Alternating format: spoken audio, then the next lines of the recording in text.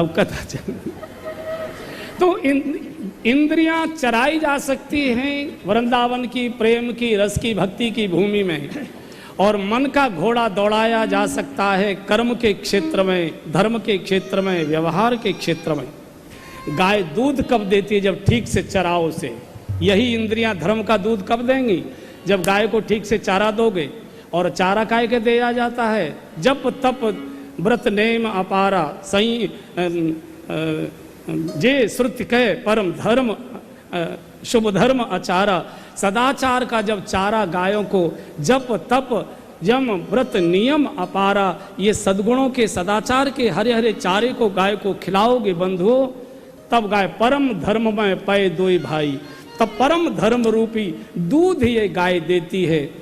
और सुनिए, इसका अर्थ ये है कि हम अपनी इंद्रियों को ऐसा चारा चराएं कि हमारी सारी इंद्रियां धर्म से भर जाएं। धर्म दूध का प्रतीक है। परम धर्ममय पय दुई भाई, हमारी सारी इंद्रियां धर्म के दूध से सराबोर हो जाएं, सारी की सारी इंद्रियां धर्म से भर जाएं।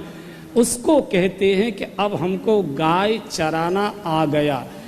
दूध जो है ये आयुर्वेद में पूर्ण आहार माना गया है।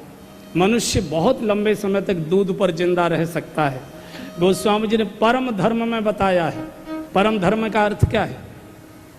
परम धर्म का अर्थ ये है कि ये शास्त्र ज्ञान वाला धर्म नहीं।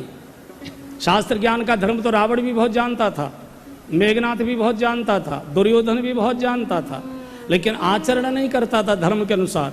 तो परम धर्म का अर्थ ये है कि शास्त्र ज्ञान वाला धर्म नहीं, कर्म कांड के ज्ञान वाला धर्म नहीं, तिलक और कंठी वाला धर्म नहीं, व्यवहार वाला धर्म, आचरण वाला धर्म, चर्चा वाला धर्म नहीं, चर्या वाला धर्म, जनाने वाला धर्म नहीं, जीवन जीने वाला धर्म।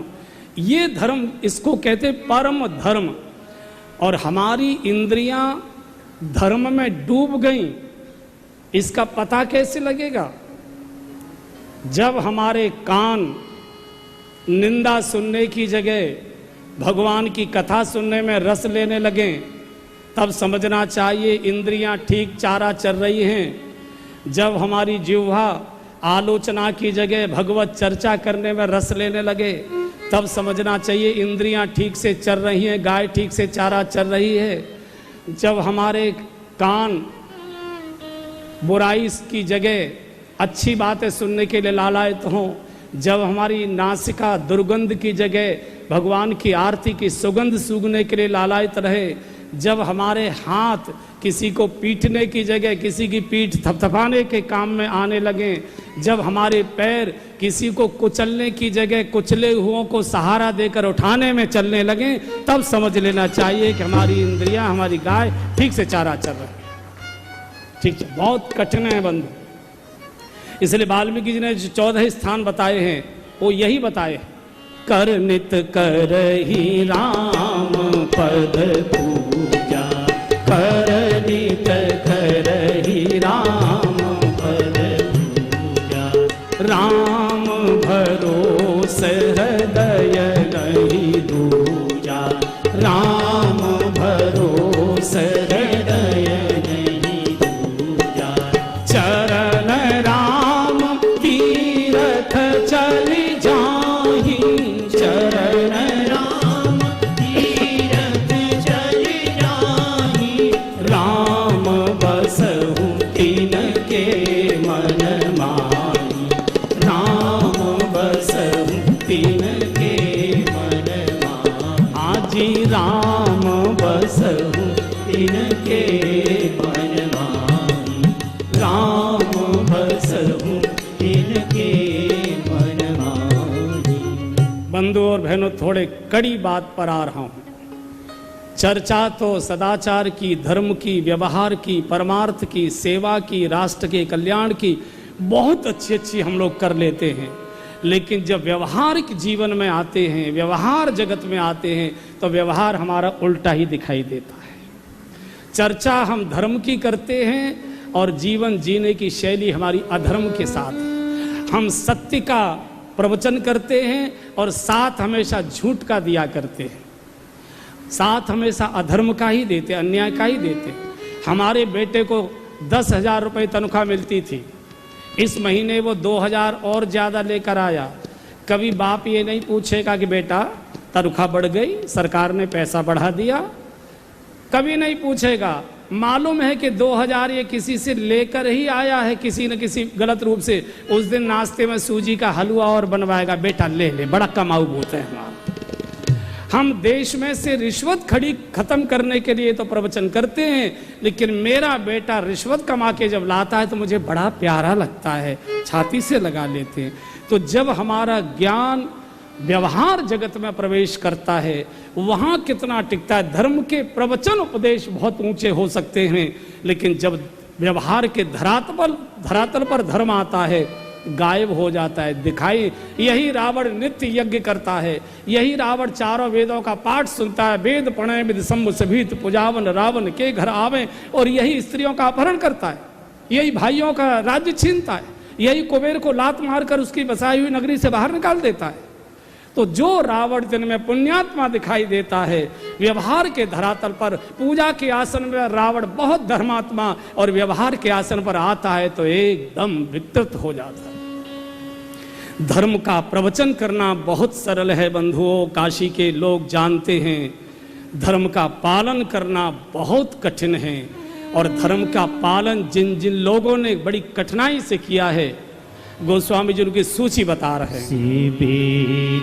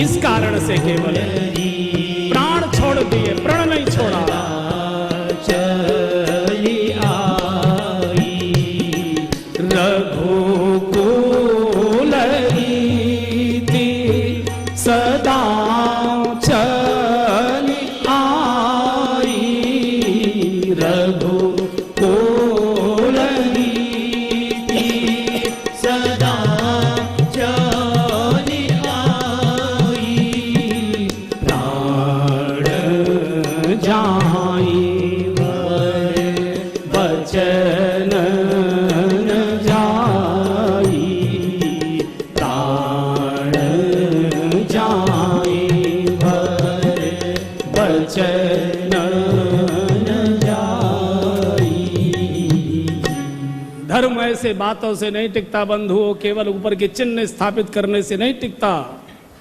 धर्म को रक्षण करने के लिए जीवन बलिदान करना पड़ता है, जीवन दांव पर लगाना पड़ता है। गोस्वामी जी ने पूरी सूची प्रकाशित की है इसी काशी में, और काशी के लोग इसके साक्षी हैं। शिव दधीच हरिचंदन नरेसा, धर्म रक्षा के लिए सबने कितना बड़ा बड़ा। कल मैं दर्शन करने जा रहा था, हरिश्चंद्र घाट का जब बोर्ड देखा तो मुझे प्रसंग याद आ गया उससे। शिव दधीच हरिचंदन नरेसा, हरिश्चंद्र जैसा सत्यवादी राजा जिसने सत्य की रक्षा के लिए कितना कठोर क्या क्या सहन, कोई सोच नहीं सकता। सब जानते, कोई नई कथा नहीं है। बहुत बड़े सत्यवादी थे और बड़ी ख्याति इनकी सारे जगत में थी, इनके सत्य की, इनके प्रण पालन की। तो कई बार अच्छे लोगों को अच्छे लोगों से ईर्ष्या हो जाती है, ये नियम है। बुरे को बुरे से ईर्ष्या नहीं होती। कभी कोई बुरा आदमी बुरे के प्रति ईर्ष्या नहीं करता।